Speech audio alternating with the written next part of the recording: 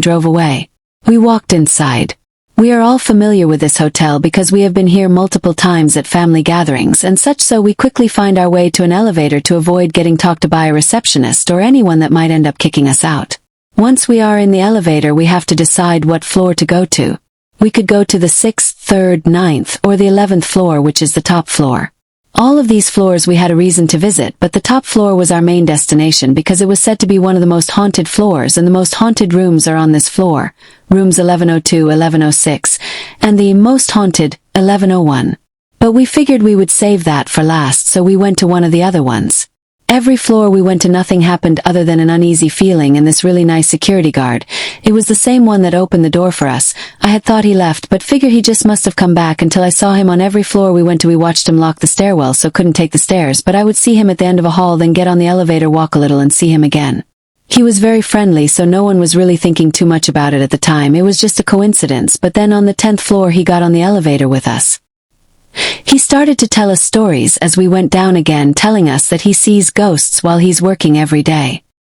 He told us about the elevator stopping on floors it wasn't supposed to. He said that when the elevator does that, it's stopping to pick up the ghosts, and then, like he had been saying, the elevator stopped on the wrong floor.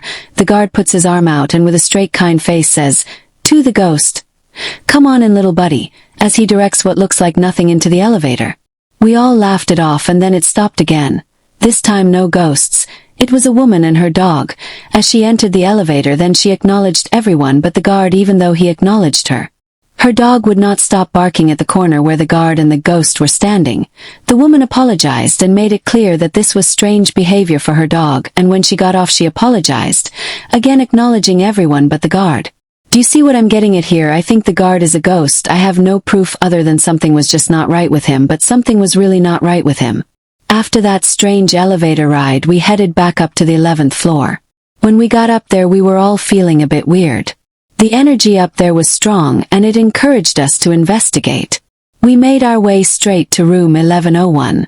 Everyone continued to wander around that hall, but I was stuck at this door. The corner of it was worn down, and there were splintered pieces of wood breaking off from the door. All I wanted was to get in that room. I didn't try, but I wanted to. It was all I could think about. I sat there observing the door. Everyone else walked down the hall and back, then told me we should move on. They started to walk away, and I was hesitant to following behind them, unable to shake a weird feeling about that room, and just as everyone turned the corner, I heard that door open and the chain latch. I turned around and my heart sank into a pit in my stomach. I saw a woman with long black hair peeking out of the pitch black room, but there was something